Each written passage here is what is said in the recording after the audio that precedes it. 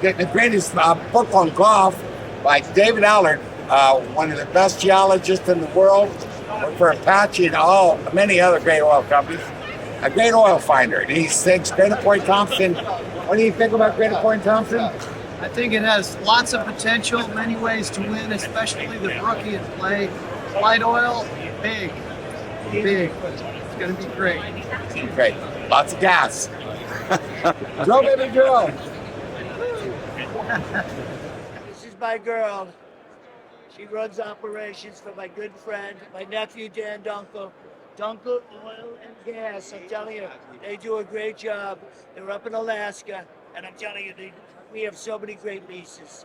And they're doing, Don Jr. and Eric said, the best leases. They're big, beautiful leases. And I'm telling you right now, it's unbelievable.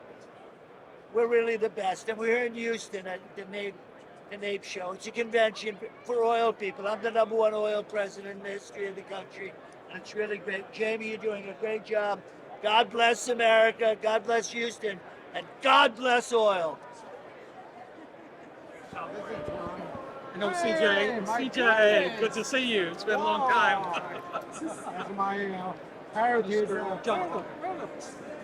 Yeah, That's a long time. yeah, you were doing Cameroon, I think. At that time, Yeah, at that time. that's the Yeah. But I left the ConocoPhillips in 2015, Yeah. and I joined a small oil company in Louisiana. And 6 years ago, and I came back to Houston to work for another relatively small company. Yeah, but we are talking countries. There you go. Lots of lots of horizontal. Are you interested in coming to Alaska or looking at Alaska? I used to be there for a while. Do you know anybody that's interested in investing in drilling up there? I used to 1993 or something. Yeah. Cookman. Coolum. We're onshore from Cuba. So you still have contact with the Brandon or? Brendan passed away recently. Morgan, you have a card with you? I don't have a car. Oh, you don't have a car. Sorry to hear that. Wow. You take a picture of your badge. Sure. He had a heart condition. Yeah. I think he had Thank you. like triple bypass surgery or whatever some years ago. So I knew his health wasn't the best. But then there was just some posting of his obituary on Facebook about maybe a year or so ago. So, no longer with us. So yeah, I retired and I went to Alaska in 2002. I'm going to get you a shirt. Yeah. Retired in 2007. Okay. But stayed in Alaska working part-time for this PRA company. So I've worked only on Alaska for now the last, since 2002. Okay. Still occasionally people ask me these days. So. Yeah. No, I'm getting along okay. I just turned 80, so I guess every day and it's good is a good day. Right. Okay. So if you'd like to see if we can run through. Yeah. A geologist that put it all together. Yeah, he's got expertise with these.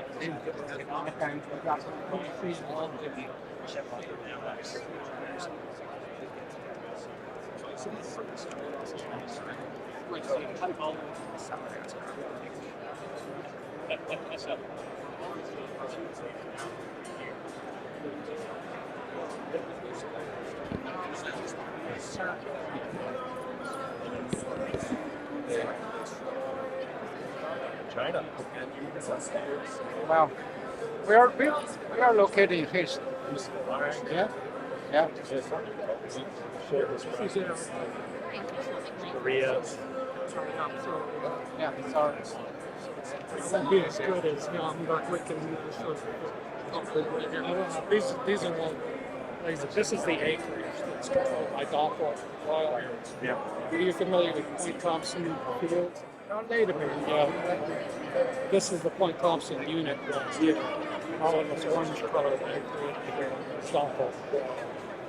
And so there's a number of plays there. The Stinson well is kind of a key well in the area. It was drilled into a pre-Mississippian wedge for plastics and carbonates that we think maybe Cambria, Venetian, and age. Most of the time below the rotation side of the cavity up there, you just hit marginal light. So it's basically a basement. And in this area, there's a wedge of sedimentary rocks that are well saturated in the well. So the Stinson filled up from these fractured pre-Mississippian rocks. It's mainly fractured porosity. Probably these probably single digits or so, but it's really fractured. So it's fractured points. And then this green here is an Eocene sand, and it's also local. So that's one of the objectives of exploring the area. This Alaska State A1 well flow of the Paleocene. It's over 2,000 barrels per day. But we don't know for sure. This is kind of hypothetical that it might be part of a fan complex that would continue across our acreage, but the well itself is within the Point Thompson unit. The Point Thompson sand, of course, is a big objective there. That's being produced, certainly one well producing in the field right now, the Point Thompson unit 17, but the operating well trucks about to drill another well. So it's a highly productive well, but it's mainly a gas field, and there's no gas market right now. So they produce the condensate, re-inject the gas. And there's a thick trend of Point Thompson sand that runs from this area across the north of this red dog. Yeah. The red dog did not reach the Thompson sand. So that's another play for us, is on this side where the Point Thompson sand heads into the Edward area. And over here where the Thompson sand continues beyond the Point Thompson. I anchored that. There are other tertiary leads, some amplitude leads, the features of interest. This F1 well, also Donkel Oil in the pre-Mississippian. There were some other quartzite or dolomite benches and places. So contact with that, I believe, could extend into the sagebrush. Those are the main plays we're looking at. And this kind of summarizes everything. How much area-wise? What big is please? The total number of acres. I'm I think these are maybe 2 by 2 mile blocks. 2 mile long. I think so. 10 mile. Where do I? Oh gosh, no, I can't remember that. Are those 2 mile by 2 mile? 2 miles by 2 miles. I think so. Oh, it's not even a scale. It's not a scale. Yeah. Pretty, Yeah. pretty big area. So you're in Alaska? You were with Arca? I used to.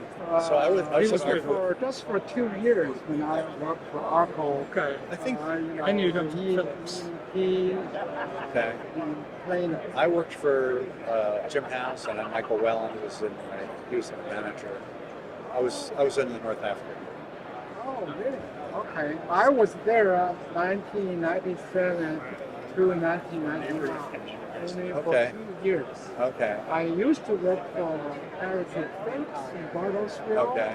Home. Okay. Then my wife wanted to go to graduate school in Dallas. That's the reason I came to Arco. But after 2 years, Arco called. I was down there. So then my 90, I think it was 3. Bonhoff, Yeah, Bonhoff. he wanted me to go back to Carlos. Yeah. After the merger with well, actually before merger, but Yeah. Well, actually, because they have That's what's going to be growing a well right next to the Red Dog. Right next to it. Yeah. But the big one is Point Thompson. You know, he's going to be pretty active there. Yeah. How much did you pick up a couple other acres? Yeah, I was carrying this around. You,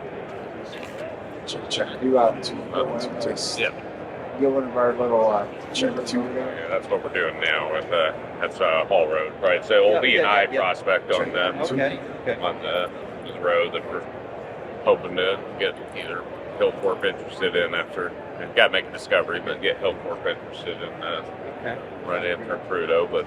Yeah, you know, where's the fact? So Prudhoe Bay, this is on the Hall Road. This is between Pantheon and Prudhoe Bay. I have long leases over here. I got the like Donkel leases. Okay. Got two of them lovely. We're thinking about going to get them together for the two leases. I got production on both wells. Yeah. Like that. You know. So. Yeah, well, you know, it's just capital intensive place, and that's where I think actually with the double depreciation or the bonus appreciation, we may be able to get some more people interested in working in Alaska. But and I'm really hoping that watching Santos and are hoping that they really get something going, just to drum up some more interest in capital. It's just hard to get people over the hump on the front end of raising money. It's a downhill slope after you climb the mountain on the capital to get into the deal. No, absolutely. And that for all intents and purposes, is I'm down here talking to folks about our Yeah. That's right. I forgot about that. Is that? Were they reinstated with the administration change? Yeah, that's right. So we got a favorable decision from Judge Gleason in March saying that the cancellation of the leases simply put was illegal. It wasn't a deal. Yeah. And then, that's correct. And then we got a notification that they were reinstated in fall, and then a new 10-year primary term kicked off at the beginning of this calendar. Yeah. Oh, good. That's great. Except for again, there's that's where what I love best about this is on the Hall Road is it's just you start getting the Willows works. You get Conco Gulps has the power to suffer through 10 years of massive cash bleed on the deal. Yeah. Those are big players out there. It sounds like Armstrong's doing all right over there. Well, he is, and I think the guys, at Glacier are not doing too bad either. Yeah. So it's just. That new well came out with 3,000 barrels. I think so. Yeah, something like that. Yeah. So they figured it out and locked it. And then of course what did they say? 700 million barrels of money at Sockeye. 700 million barrels. So what they did was that dude really sized it. They call up that margin thing.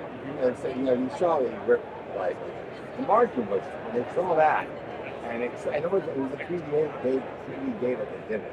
So that's why I'm so glad he's going after 3D, because that's what we need. How are you doing on 3D? So this is under E&I or Kalis's shoot. This prospect will hopefully, if everything goes correctly, it'll be released with here this month or this month great. Under because it was E&I and Kalis data that's 10 years old now. After that'd be great. So if we can have another company have success, Alaska needs that. That's why I'm running for Santos, just to drum up the people looking that way to say, that's a good place to get. I can get some good return on capital here. We can take Armstrong, and now we can take Data. So Data's been a powerhouse for helping people. They helped with Root Class. They helped Hendrix. They helped Mustang. I mean, Data's been like a big brother. Yeah, again, that's our remit, right? So, and that's so good. Like we're working, we need people like it, and so this is what they gave us, and so thank God for that. I mean, I'm looking for big money. My wells are, one well, $220 million.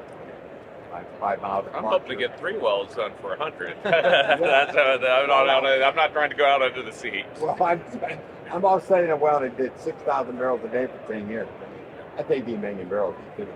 Yeah. I mean, $200 million is Again, dropping. it's the climb up the mountain, and then it's after you're over the crest, you get to glide. The Japanese and Taiwan, I don't know if you saw walking drone here today. The Japanese are growing money here. The money's there, so I'm trying to get the Japanese, and I know that would be good if we could get the Japanese or the Taiwanese. We went and met with them, but they don't want to operate. They said they'll take. Yeah, I wouldn't recommend. We had some bad luck with Southeast Asia as well on that was part of our sale to with Thyssen.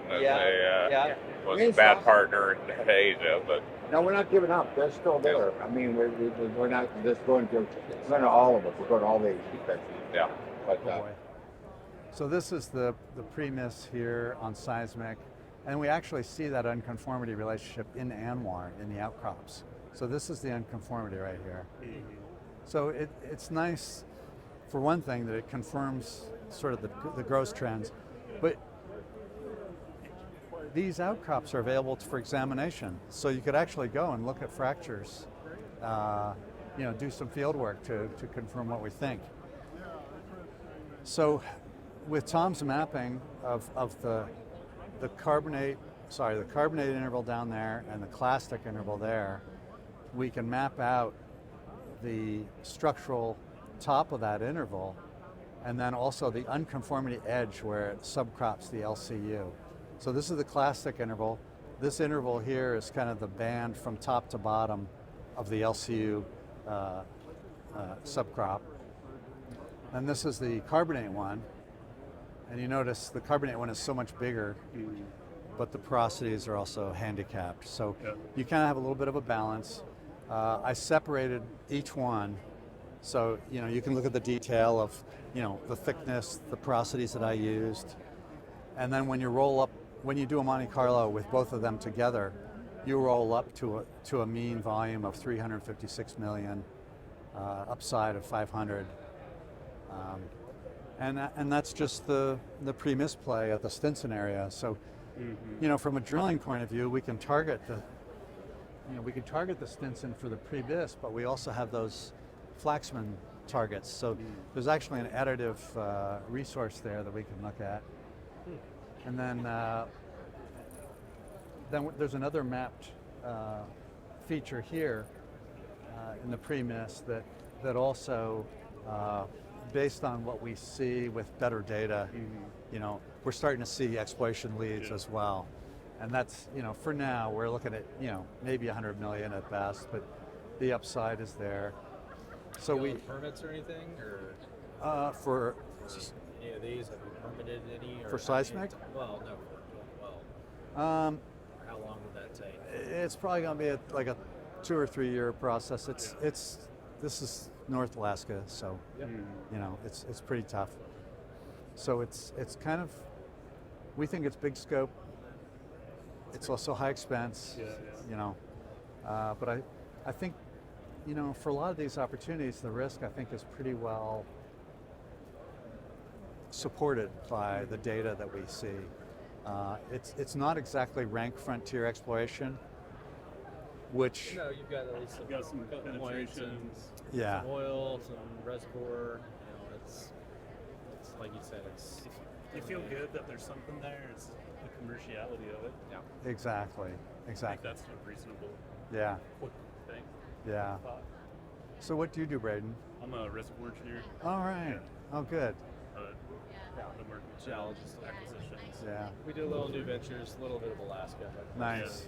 And I got your cards, is that right? Okay, sorry. So many people. Right. So I will... Matt Brown is really more of our chief geos. Would be more familiar with this. Oh, okay. And intricately work this stuff. Yeah.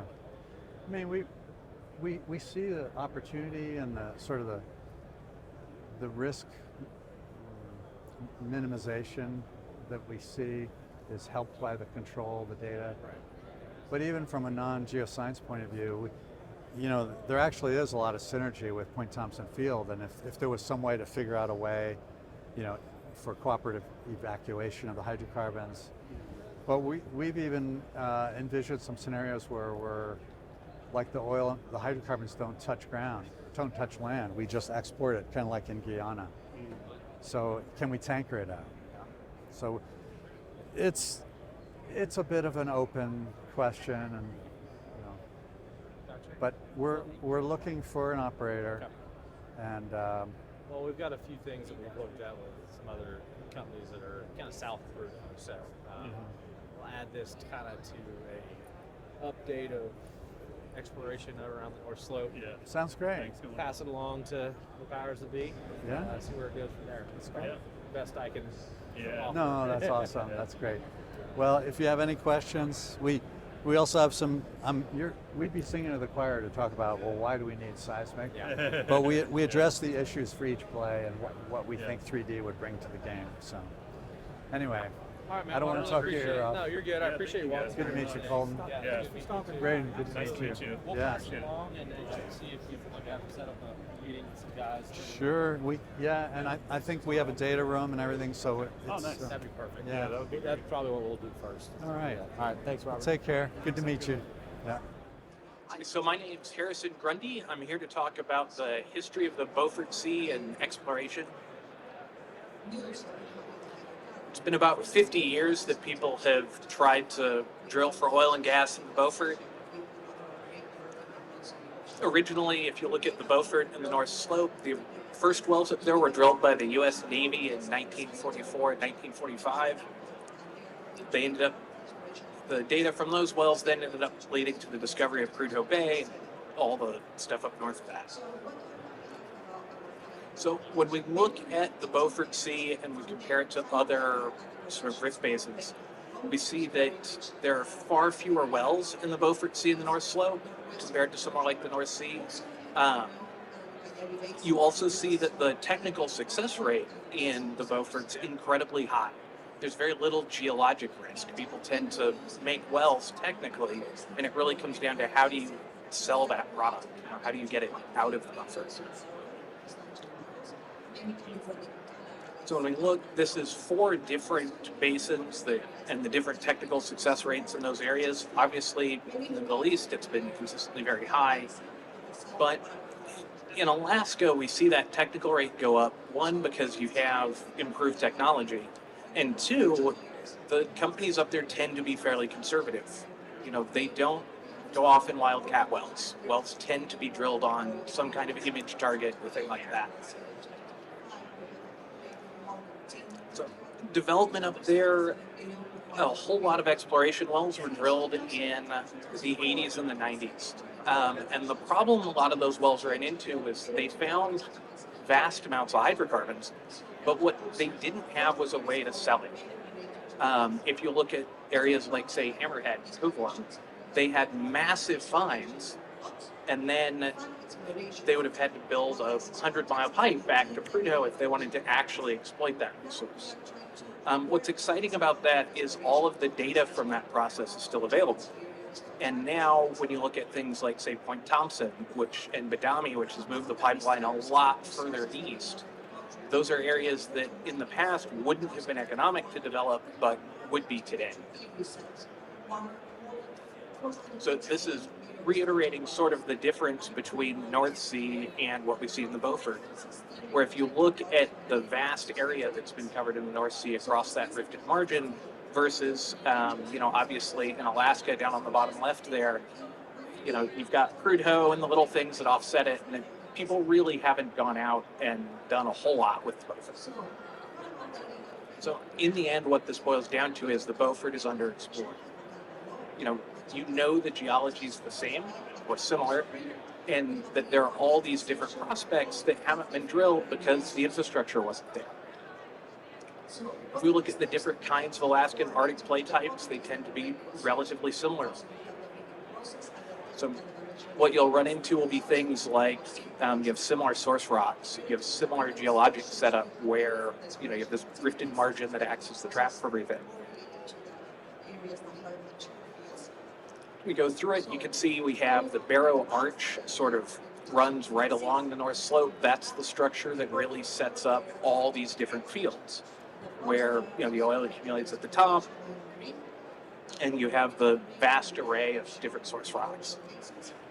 If we look at our list of different oil and gas accumulations, you can see that all through the geologic column, you have successful fields and discoveries. So if we look quickly at where all the different units are, obviously compared to the North Sea, we're dealing with a much smaller geographic area because people haven't drilled.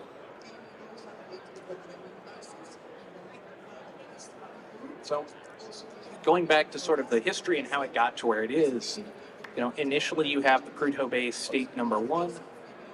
That obviously set up the discovery of Prudhoe Bay, which really showed that you could, even though you had these huge infrastructure challenges, you could get the kind of field you needed to get to make the economics work on the slope. From there, people went just barely offshore. They went to basically Endicott, which was just showing that those same formations existed as you went out to the sea. Canmar did a lot in the Canadian Beaufort.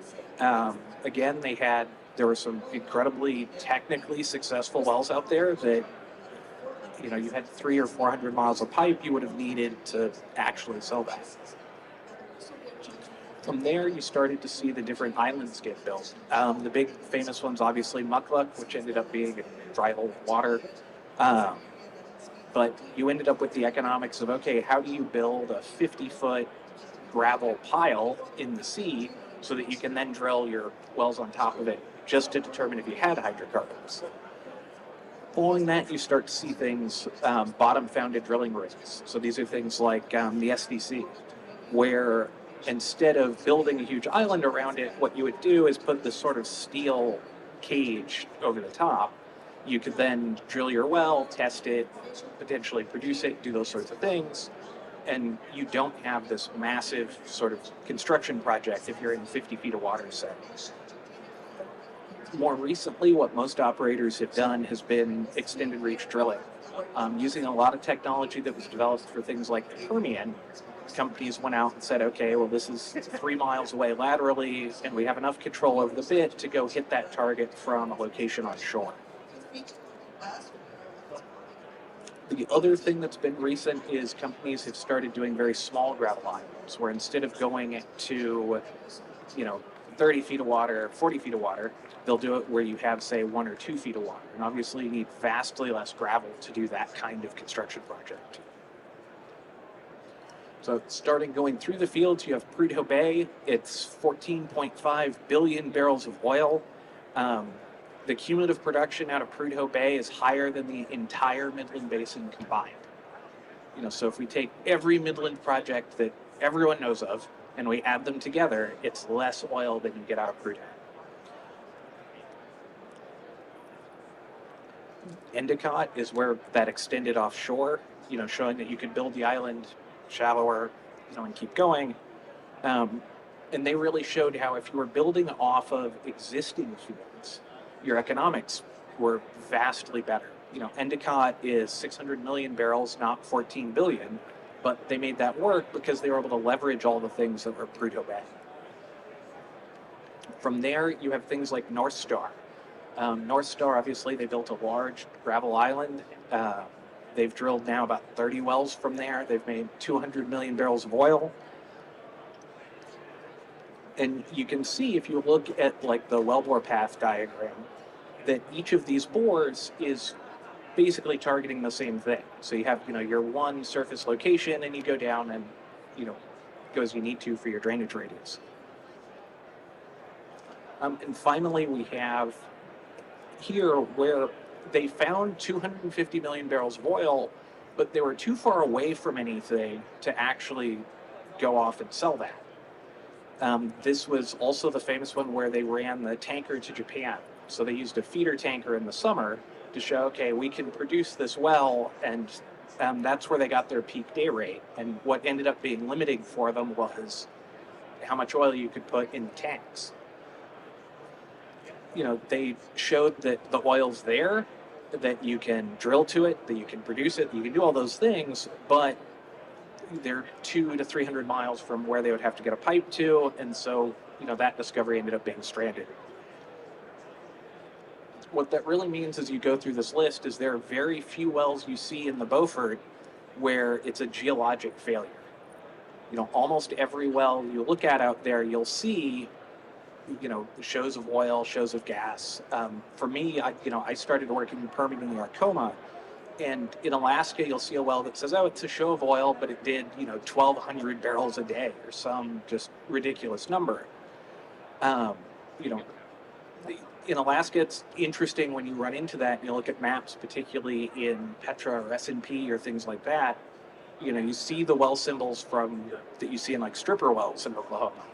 And then when you actually dig into the core reports and you dig into the details, you realize they did just massive volumes of these.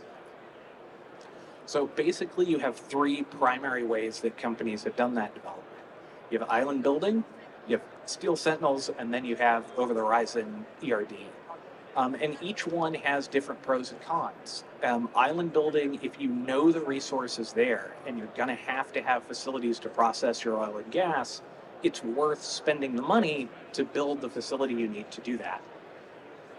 With bottom-founded drilling rigs like the SDC, you can drill your wells a lot cheaper because you don't have to build this giant gravel pad, but you're not going to get 60 wells out of the SDC. I think that one has 4 moon pools. The other one I think has 8.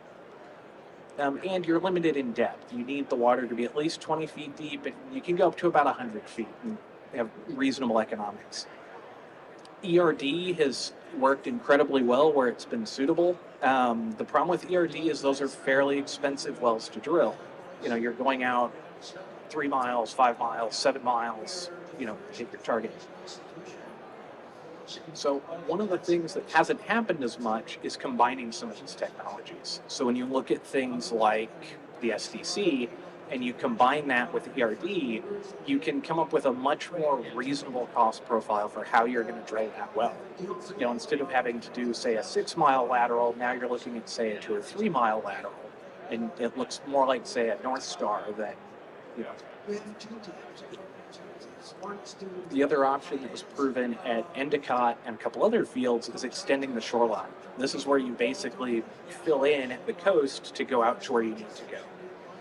Obviously this isn't something you want to do just straight out into the sea, but if you have barrier islands and things like that, that gives you a lot of options for how you're going to set up your drilling locations and how all that's going to come together. So for me, looking at a lot of these projects, because my background is in sort of exploration risk management for finance companies, what I look at are things like the adjacency to infrastructure.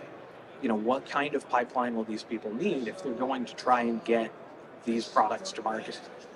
The other thing we look for is an incremental advancement. In other words, someone having a massive discovery 50 or 60 miles away from any existing, work.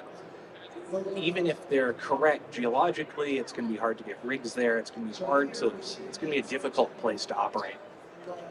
Finally, you want to have a reasonable development plan.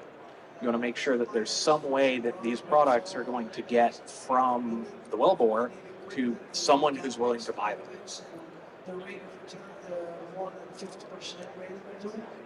So again, showing how in the North Sea, where you have all of that infrastructure built and everything is sort of an incremental change, you can see that they cover a vast, spatial area, versus obviously in the Beaufort, where it's pretty much concentrated around Prudhoe, and then you get over towards things like Point Thompson. So I wanted to thank Donkel Oil and Gas for sponsoring me, setting up this talk and coming out to date, and just going to ask if anyone has any questions. 50% business can grow to billions. Thank you, Harrison. Any questions?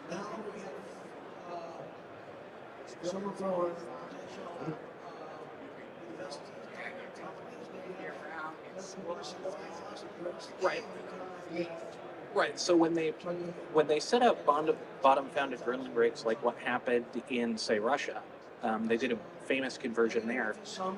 You drill the wells using the bottom-founded rig, and then you have storage on the rig to then offload that to tankers and things like that, or justify if you're going to do a pipeline. So that way, instead of committing to a big pipeline up front, you have you know what your production is. You have a longer test. You know what volumes you're dealing with and how the capital allocation needs to go for something like that. Right. Right. So one of the talk I gave earlier was at the Prospect Hub, and that was about the Greater Point topside. And that's an area where one of the reasons I looked at it is how it ticked those different boxes.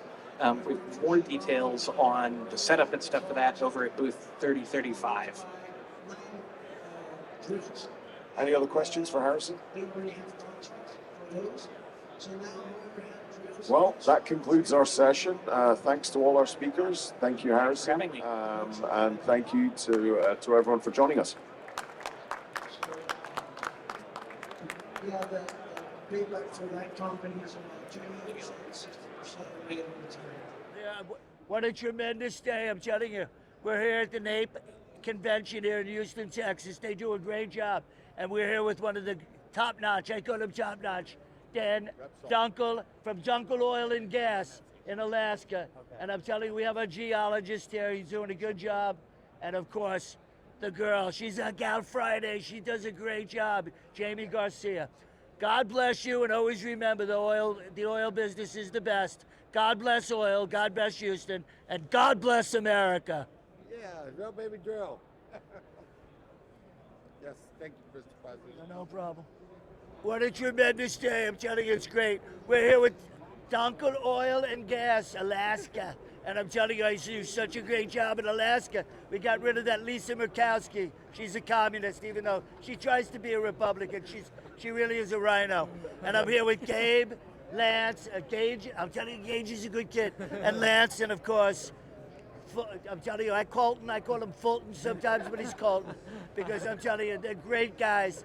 And we're here, like I said, Donkel Oil, they're the great. They do leases, they do tremendous work. And I'm telling you, we're gonna have a great time. I'm telling you, I wouldn't even invite the Bushes because they're low energy people, they really are. I'm telling you, it's a great place here in Houston. God bless them. God bless America. And always remember this, drill, baby, drill. Drill, baby, drill. Baby, drill. Nice. That's awesome. Thank you. Thank you.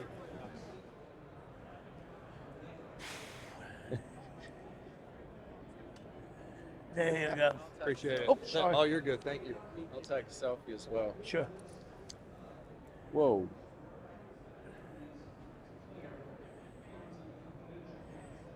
Tremendous. God bless. Very good. How are you, young man? How are you? You did a great job today. Keep up the good work. All right. How are you? You want a picture? Absolutely. You want to do one last one? You ready? Perfect. Okay, come on, you're in. Okay. Yeah, we're gonna do a double. Hold on. Oh, sorry, What? Audrey. Audrey, and where are you from? You're from I'm from Houston, but Houston? Jenny. Jeff Fort Worth. Where are you from? Yeah, well, I'm from Washington, D.C. Okay, Janet, wait. You're from Houston, you're from Fort Worth? Yes. And Jenny? Jenny, Audrey. Audrey. What a tremendous day. I'm telling you, I'm here from Audrey's tremendous. She's really good. She's from Houston. And of course, Jenny from Fort Worth. And I'm telling you, I love Texas. They're doing a great thing. And we love Houston. We're at the NAPE convention here in Houston. It's at the Convention Houston Center, and it's unbelievable. I'm telling you, I did such a good week. Not only am I going to bomb Iran tomorrow, but it's going to be tremendous. I got rid of that Lisa Murkowski, that communist from Alaska, and I didn't even invite the Bushes because they're low energy. But I'm telling you, it's a great conference, wasn't it? It was unbelievable. And we're with our great friend, Dan Donkel from Dan Donkel Oil and Gas. They're one of the sponsors, and they do a great job. But I'm telling you, it's unbelievable. We're doing great. America, my oil price, gas is under $2 a gallon, right? It's unbelievable. And I'm telling you, except for California, because they're communists, it's unbelievable. I can't believe it. But I'm telling you, it's unbelievable. God bless America. God bless Houston. And drill, baby, drill. That was great. You have it dialed in. It's probably Cambrian in age, but these are quartzites and carbonates that have been fractured, and we produced, out of this well. We recognize that plate type now, so that we have similar opportunities that we see over here. And so what's nice is that with the 2D grid that we have, we've been able to identify these things. Most of these are opportunities that are almost offsets to producing wells. So, I think the risk category sort of shifts a little bit. I mean, it's offshore Alaska, it's expensive, but we're not looking at exploration risks of, say 15, 20, 25%. We feel it's a little bit higher. But this is kind of the diagram for the play types that are fed, along the Barrow Arch. So we get charged from the north, and there's probably early oil and then later gas, and you'll see that in some of the properties of the oil that are recovered. So 25-ish API gravity for some of the oils, and later gas. But what's really impressive for us is the scope of these opportunities. They really are enormous. And so we're looking at, for these delineation opportunities, we're looking at 360, 350, 529, 281. Those are huge numbers. And these are not the type of thing that we would be doing. I mean, I worked for ConocoPhillips for about 20 years in Alaska, so those kind of volumes would be maybe a frontier exploration target. But what we're really looking at are sort of medium quality 2D grid, but some nearby well control that helps support the prospects. And so so this is just kind of the sum volumes, the delineations, pretty significant volumes there, and chance factors that are not really characteristic with those volumes. So we're not looking at rank frontier opportunities. So you're probably familiar enough with the regional story, but with all these are the different play types we're looking at. So it's really the early tertiary, and then the Neocomian Point Thompson play, and you can see the volumes. I mean, we got really nice volumes, and some of the recent discoveries in the Brookian. And then this is kind of the unusual one, but we see, producible hydrocarbons at Stinson. And what's interesting is that when you look at the Point Thompson field, so this is the structural high where Point Thompson sits, but you'll see oil bleeding from fractures, oil and fractures in the pre-miss. So there's actually a play type that's, it might be sharing the hydrocarbon column with Point Thompson. But in the case of the Stinson, it's a deeper accumulation. So here's Point Thompson, kind of a sort of a marine fan type of deposit, sort of a syn rift apron around the structural high. And then you have this one here. So these are distinctly different oil columns. This one's maybe 1,500 feet deeper. So we know that this play type can work. And what's really cool about this one is that you can actually see the geometry of the unconformity trap. So here's the Stinson well, and this data quality is not the greatest, but there are reflectors that come out like this, and they subcrop the LCU, and it happens to work at Stinson. And there's also stacked opportunity in the Eocene, and that really makes a bit of a compelling story. So multi-target well. The Eocene is a bit of a lighter oil than what we're seeing here, so that might help you with a little more energy for lift. And then what I have a poster for the Brookian play, another one for the Point Thompson, and then another poster for the pre-miss, if you want to get into that detail. I could talk for hours. Yeah. This is cool. Again, I mean, all the Brooklyn stuff, we've been chasing the same thing. So we are interested on kind of what's going on as you move this far east. The sockeye, is a big eye opener. And, Well, that's a great point because I mean, what we're seeing is this is from Hausnacht, and great work, but it's just that classic shelf edge that's being filled. It's being driven by the Chukchi domain, and then you have this minor contribution. It starts with the Fortress Mountain, and then even in the later Brooklyn, there's a contribution from the south, and then pretty soon the whole basin is filling up. And then you spill out into the sort of infinite accommodation space. And so instead of this classical orderly foreland basin, it's more like the shit's hitting the fan, and it's really hard to predict. So Tom sees, there's slope failures, there's deeply incised canyons. I mean, it's such a different Brooklyn play than what you see. Some shelf margin plays too. Yeah. This is out of Eocene degradation, but there's some Eocene and Eocene anomalies on the Donkel acreage that are shelf margin. So are you looking more for partners or for?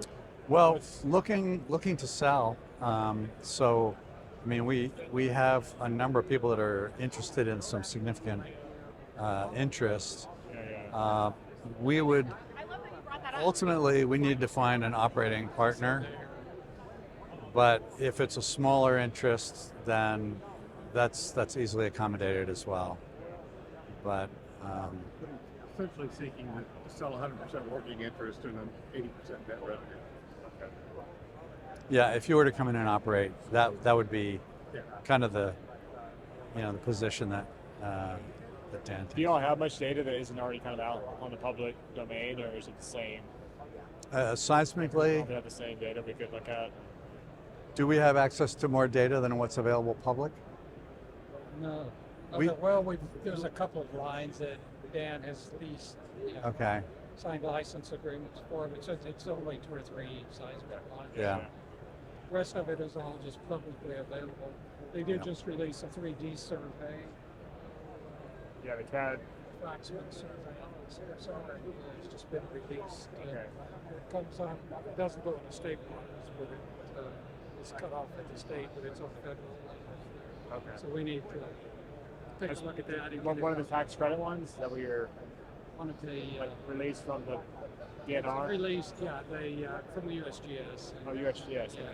NAM's data side. I guess anything marine has to be released after 20 years. Okay. I don't think there's any of the tax credit side we got As far east.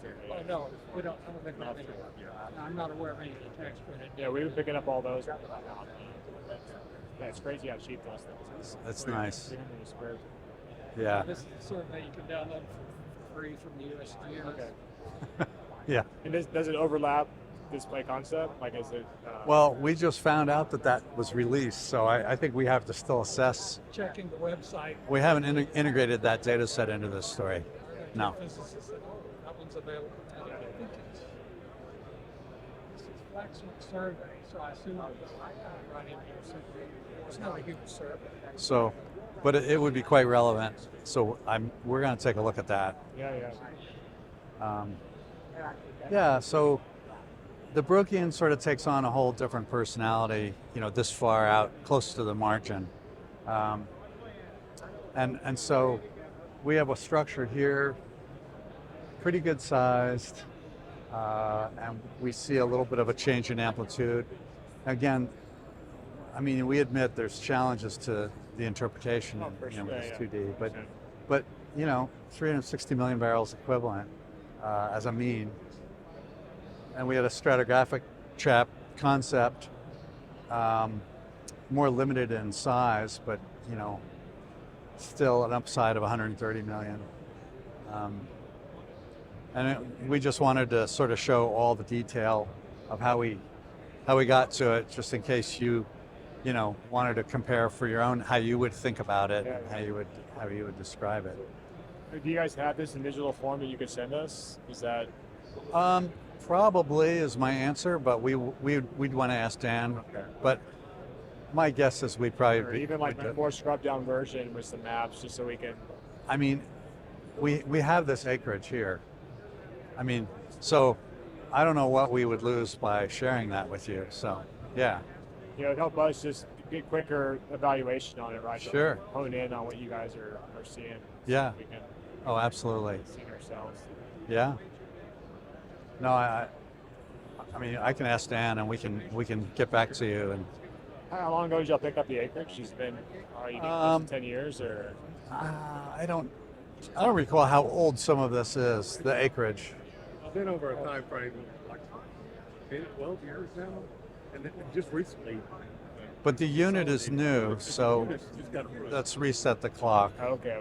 Yeah. That was in January. Yeah. Most of it was Yeah, there in final. 2018 whenever I Yeah. was doing the mapping work for it. I guess it'd been there for a while because they had another company map it. And then he bought Year some Okay. over. leases that were held by another Yeah. party that he ended up acquiring now part of the unit. So we have a couple more posters on the other side. We definitely nerded out on this thing. So Yeah. if you want to look at the other plays, we can. I probably should run. But, Okay, that's fair. I think I've seen enough. I mean, I think we should take a look at it. I mean, Okay, great. again, we are very interested in Alaska in general, anywhere. Okay. So,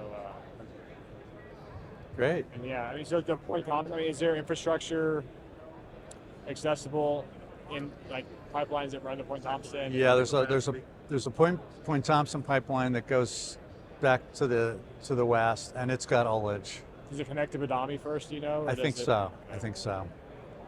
Yeah. Yeah. So are you out of Houston? Yes, sir. Okay. We're here in Houston. Okay. Just down the road. Sorry, I said that as though I was not in Houston. It sounded like. Are y'all in But- Houston? Is that? No, we're actually sort of virtual. So I'm out of Portland. I'm with my grandkids. Tom, you're out of Denver and Denver and Tennessee. Nashville. And Nashville. Nice. Yeah. So we Moved out of Alaska a few years ago. Okay. do a lot of online collaboration for sure. Y'all have more assets, or is the shells made? I think Dan's got some stuff in the Cook Inlet, or no? I don't. It's not. He's got the full bed methane, big project. In the Oh, interior. Yeah, interior. Yeah. Matsu Valley, Yeah, Yeah. Valley and that kind Yeah. of. Willow, But Houston I don't area. think he doesn't have any more acreage in the Cook Inlet. Okay. He sold all that to Apache and a lot of it since then. Harrison said he could show that to someone if they were interested, but we don't have anything on it up on the wall. But yeah, I think we think there are some targets that could be drilled now, but for those that need a little more risk reduction, I mean, a 3D would just do a world of improvement, in this area. Sure. Yeah, I'm pretty sure we'd probably want to shoot a 3D. Yeah. Got another potential time driver here. There's a drill ship that's over in Canada right now that they're threatening to send off scrap iron, and it could be ideally used as a production platform at some of these locations. How long does it take to get a permit to actually drill a well? Like, what's the timeline these days? Oh, you're A year talking plus? about, yeah, a year. For the permit, yeah, but the whole cycle would probably be more closer to 3, is my guess. Do you drill year round out there, or does it? Well, it depends on the approach, because you could do a long reach from onshore. You could do a founded drill ship, and that could be year round. What other option is there? I think I'm not sure how you would. The ice would be a challenge if you're going to be in the water. Yeah. But part of the solution, one of the advantages of the founded drill ship, is that it also has a significant storage volume, so you could produce from that. One scenario that we envision would be producing into that, and then basically exporting that oil before it hits land. Yeah. Like processes to take it off. That would simplify things quite a bit. Yeah. I mean, is there a path from the North Slope to Japan? Like, is it a? We have a number of Asian companies that are quite interested, and that they're not ready to operate, but there's some, you know, very, very significant interest in terms of what percentage they would take. So that's good. You know, that helps support it. And the Koreans is the potential for gas. Yeah. I mean, that's something like the LNG, the pipeline, right? I mean, that would be huge if we were able to get that off the ground. Yeah. Okay. Well, do you get to look at a lot of stuff? Is it global, or are you mostly North America? Or? No, yeah, we're technically everything outside the lower 48. Okay. And so we actually just opened up 2 offices in the Middle East. UNG did, one in UAE, one in Bahrain. Oh, fantastic! Wow. And we have a pretty long established office in Trinidad. Okay. And so we're pretty comfortable drilling on the shelf. We've got a lot of experience in jack up rig level water. We don't do deep water. It's kind of off. Yeah. Specifically for us. And yeah, so it's like anywhere that has a chance for commercial activity, it's like that's great. It's fair game. And I mean, we're pretty lean ourselves, right? So we don't have the capacity just to get anywhere. But yeah. So we have focus. Like right now, Alaska is kind of a focus because it's pretty cheap to get in still, right? There's obviously a ton of potential. Figuring out how to make it economics. Always the challenge. That's gonna be a challenge. Yeah, always the challenge. But for the cost to get in, it's kind of maybe worth that journey to see if we can make it happen. Yeah. So that's kind of where we're standing right now. Great. Well, we can definitely stay in touch. For sure, yeah. I'll ask Dan about, if we can share some of that. I do, yes, sir.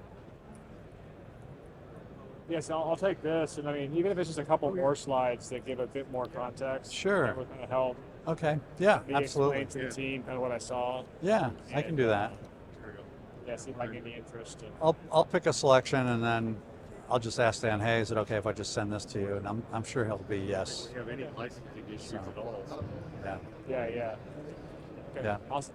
Yeah, that's Great. good, guys. Good to meet you, Richard. Take care. Yes, sir. Yes, sir. Thank you. Yep. Thanks for your time. Yep. Oh, okay. Yeah. And we're not on the edge of ERD, depth versus offset on the drilling history. So we feel comfortable. Yeah. We're not really pushing the lunatic fringe. The envelope. Yeah. Okay. So great. Yeah, I appreciate your time, Steve. Hey, reach out to me. Okay, I will. All right. That's so nice to meet you. Yeah, good Thank to meet you you for your too. time. Absolutely. No problem. Take care. Somebody came up and said, "Oh, it says they can give you a unit if it's in the state's best interest." I said, you can't do that. You can't charge somebody $3.5 million without any mention before. I said, you're asking me for a $10,000 application fee for $10,000. But you're not going to tell me there's going to be a performance bond? You're not telling me there's going to be a work commitment? You're just taking my $10,000 and you're going to surprise me? I said, at least put it in the minimum. Put it in some kind of information to bidders. Put it in regulation. Put it in statute. But anyways, I said, look, we're not going to clean this up overnight. So I'm going to work. I said, what you guys did for me, what John did for you and Crowder, you got me a unit. And then what these guys did, they first took out half my unit, then they put it back in because this guy, Tom, showed him the geophysics, explained why all that other acreage needed to be in this. So after you gave us a second chance, they tried to still take more land out. So, but he went back in. They gave us, in their credit, they gave us a lot more time. And he was able to show the fracture play, right? And the fracture play is where we got the Stinson lease put back in the unit. We acquired it, all the other acreage, and so now we have a potential billion-barrel play. Yeah, and so it's it all started with you were the turning point. You're like, you were like, we like, okay, now we're working with Nottingham, and Nottingham was being very, he's got to, and Crowder's like saying, hey, Dan, look, can't give you all these things right now. Okay, listen, we don't know who's going to be governor in November. Sure. It's all politics. It's always the healthy mix of politics. And you juggle it. I mean, I thought you juggled it pretty good. I mean, I don't know. to me, your It's job. hard. It's a tough job. Because I came from the industry. Yeah. I'd worked for Santos, but oil search before that. Yeah. And so I'd worked for BP. So I worked for one of the biggest players up there, and then I worked for one of the smallest. And oil search, as you probably followed, and Conoco did everything they could to drive us out of business and to prevent us from using those roads and to try to use every commercial lever. Everything at their disposal to shut us down. So I kind of came into the job with a little bit of the David versus Goliath viewpoint of like, look, I'm happy for Conoco. I like Conoco. I'm glad that they make the big investments that they do in the state. That's wonderful. But I don't like to see Conoco monopoly.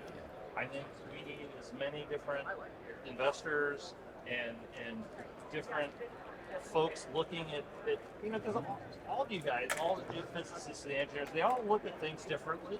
And Conoco drilled over the Nunusha, and they missed it. And Bill Armstrong comes around, he looks at it and says, "This is something worth looking at." And sure enough, it's going to be one of the best plays that we've seen on the North Slope in probably. So you got to have more people up, looking around, looking at things differently, bringing different investment dollars in. That's how you create a healthy ecosystem. Well, you really are the Charlie Kirk of Alaska oil and gas industry. You are the turning point. I said to myself, that guy. I said, and I wrote you that note. I meant it very sincerely. And my team appreciates it because we would all be out of work right now if it wasn't for you. All of us. We would. Well, not out of work. These guys can find work anywhere. They're the best. They're the best landman. Mark Land. Everybody knows Mark Land. Tom Orhan because when he walked in DNR, everybody paid attention to him. And Robert, he worked Stenson back in the 80s and 90s, right? Well, in the late 90s. Yeah. Late 90s. Okay. Late 90s, yeah. So there you go. So you got a healthy team, high quality people, and because of you, gave us an opportunity. And we weren't getting anywhere with our the last time we finally we got Tom in there. Tom mapped it out. He did a great job. It took 3 months to 2 months or something. We're talking about to detail out the pre-Mississippi the subcrop that they needed. Yeah. That took a few weeks. Oh, did it? Okay. Well, he got it done. Yeah, working on other stuff. Right. But he got it done, and then Robert helped. And then we put it in there. The staff of the DNR said, "Oh gosh, yeah, we're going to put it in." And I'm like going, "Thank you, Tom. Thank you, Robert." And because those two guys really, and Dr. Beverly Bird's good. Beverly is top notch, And I don't know if you know her husband, Tip. He was BP, I think. But yeah, so we're off and running. Now the key is, hopefully, hope Crowder stays in office. Crowder really likes you. Oh, I John. really like him. And so John, deputy. yeah, he told me. So he said, Dan, we can't do anything about this other thing. We'll give you 2 years on the bond, and maybe you can amend it, and we can fix it later. But overall, everything else is going good. I think we can keep moving this progress together. And that company you're working for, I like it. That lady that started it, isn't she amazing? That's what I'm working for. Oh, she's amazing. We need people like her in Alaska. Well, people she's like from Bill. Alaska. Yeah, I know she is. She grew up on a homestead, off-grid homestead off the Little Sioux River in the valley. She's about as Alaskan as you can get.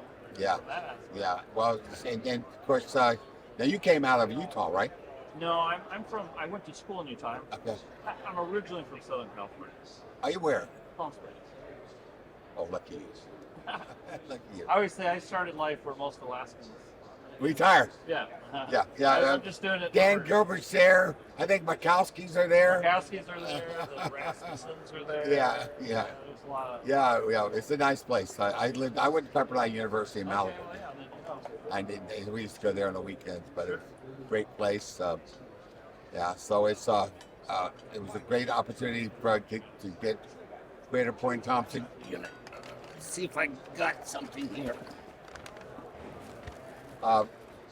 I'm gonna give you something. I don't know if you'll have any use for it, but I'm not a smoker, so I save know. it for somebody else. Okay, well, good. Well, maybe I can just show you something. Okay, show me. Let me show you. Because of you. This is because of you. Because of you, there's this. We have the Greater Point Thompson unit right there.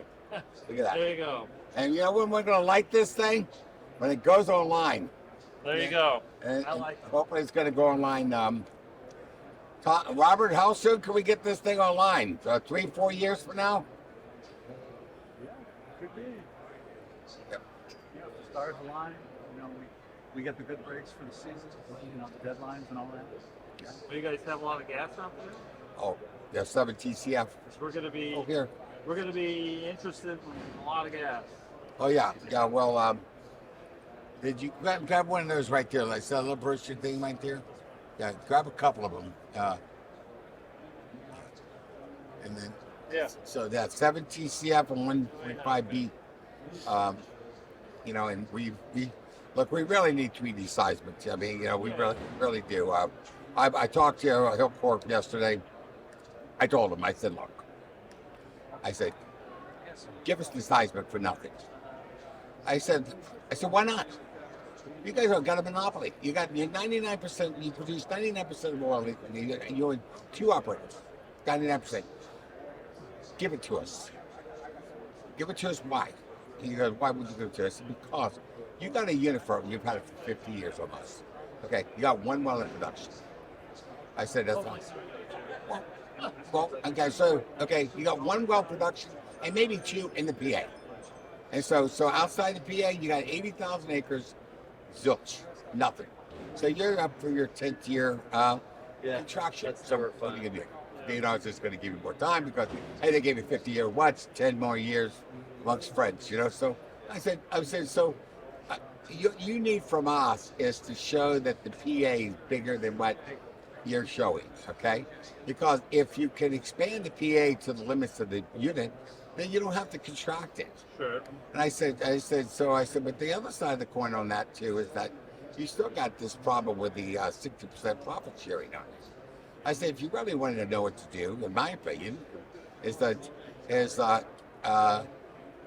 all the leases terminate outside the PA now, and put them up for bid next month under 3805-180W. Under W, the commissioner, director, can charge 0 minimum bid, $1 acre, 10 years, 12.5% royalty. Okay, put them up for bid on those terms. Put them up for bid, and 2 months from now. Now then, what's happened? You got rid of the settlement agreement. The settlement agreement. Okay, it doesn't match the law. Sure. So the oil companies could agree. It was nice to meet you as well. Yeah. See a little bit. Oil companies can agree to settle with the state on the settlement agreement. There's a problem. There's laws out here. Yeah. That don't mesh with the settlement agreement, and so Perkins Coie is like going, they're in trouble. Yeah. I said, well, here's the answer for everybody. Give us the seismic. Let us try to get these wells drilled. Then they can at least, if they want to keep the leases, and not have to worry about the settlement agreement. Yeah. Okay, because the new governor could come in and enforce that, enforce it. I mean, a Democrat, he could get a Democrat could come in and get an AG, and who knows that Supreme Court? You can imagine, who knows that Supreme Court? Anything can happen at Supreme Court, anything. Very well. I will generally skews left. So the Supreme Court generally skews left. Right. Probably not going to be in favor of Well, that's what I'm saying. So we just here, have a seat. Have a seat. Well, I gotta run. Yeah, sure. Gotta get back to my. So anyway, so that's my point is that the other solution to this is if they would just drop it, they would wash out the 60% profit sharing. Okay, within 3 months, wash it out. They would wash out the settlement agreement. I think the pipeline stalled because people out there are going to build the pipeline, so we're going to get the gas, and they see that settlement agreement, they go, I don't know if that thing's 6. It doesn't match the law, but there's all these people agreed to it. But what happened to the law? But I mean, so I don't want to create a ruckus over there on that. I'm just saying, doesn't make okay. First of all, can't Exxon and Gulfport bid enough to buy the leases? I think so. So just wash them. I baptize them. I said baptize them. Baptize them. Then you can come. And then here's or just give us the 3D seismic and encourage us to drill the 3 wells and expand it to the PA. If you get the PA, you don't have to worry about the seismic movement. Sure. But that's kind of innovative thinking. It's a little scary for them when you say that to like I told that to Derek. I told that to Hillcorp yesterday. And he goes, Dan, what are you telling us to do? Drop 80%? I said, it's in your favor. You wash out. You don't have the contraction obligation anymore. You get rid of the profit sharing, and you get rid of that settlement agreement, and you get a chance to buy the leases in a month, 3 months from now under W. I said, don't you want that? I said, but if you're not willing to do that, then just give me the seismic and see if I can drill on 3 sides. See, we're talking about all 3. See right here, 1, 2, 3. Yep. Right here. These ones. Yeah. So we drill here, here, and here, and we delineated the field. Yeah, okay. See, so that way when we drill those, we prove that the Thompson is outside so the PA expands. If you expand the PA, you can't contract it. Yeah. So I told him, I said, think about that. That's a good idea. And I said, but it'll be greater minds than me, John. It's going to be big. Look, I studied to be a preacher.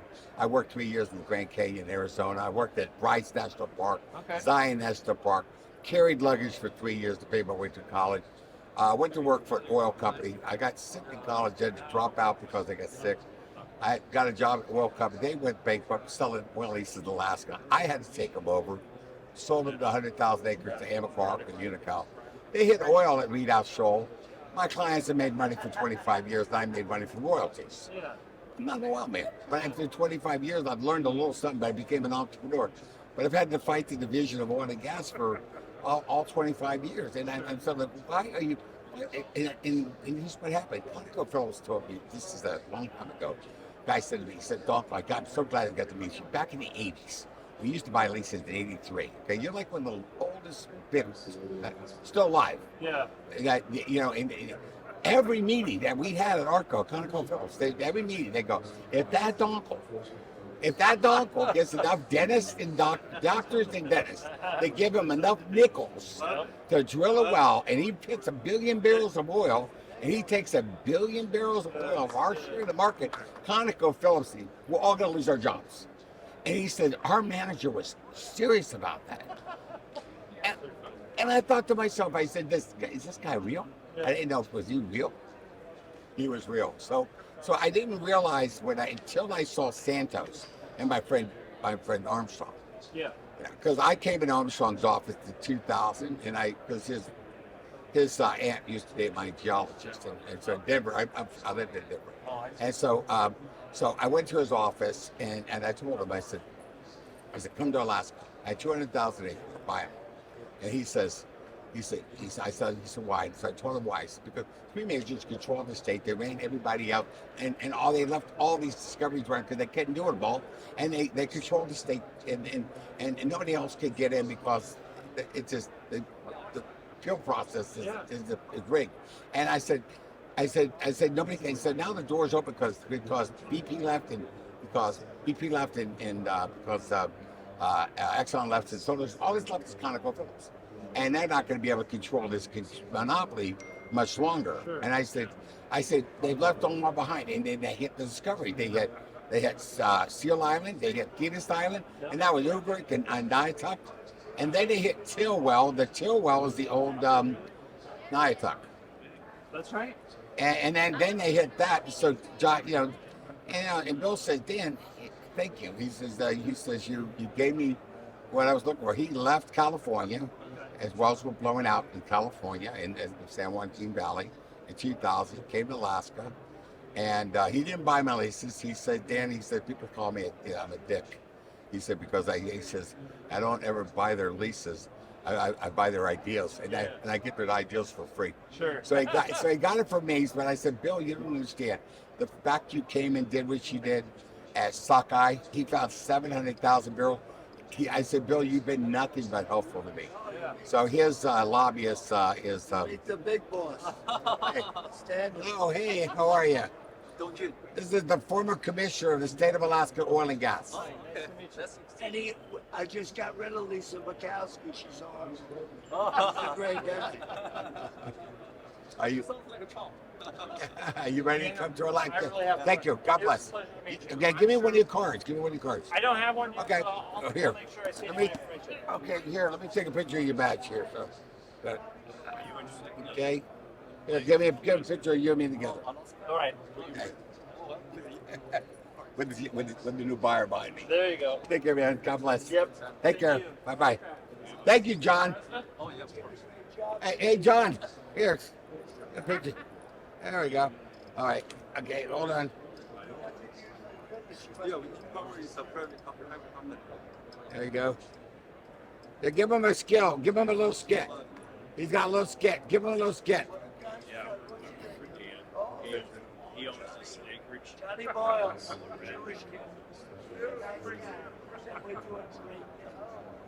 You know why?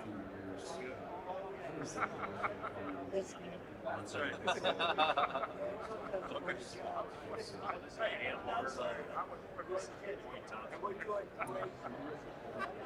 Thank you, Mr. President. Thanks, Dan. Thank you, John. God bless you. That's the guy that gave us our unit. Yeah, I gathered that. Nice guy. Did you hear his story? He didn't like the fact that majors controlled it all. He went to work for, when he went to work for Santos, he got to see how it worked. And he just didn't like it. He didn't like Hillcorp and ex-Conoco controlling everything. That's why he lost his job. I heard that's why he lost his job.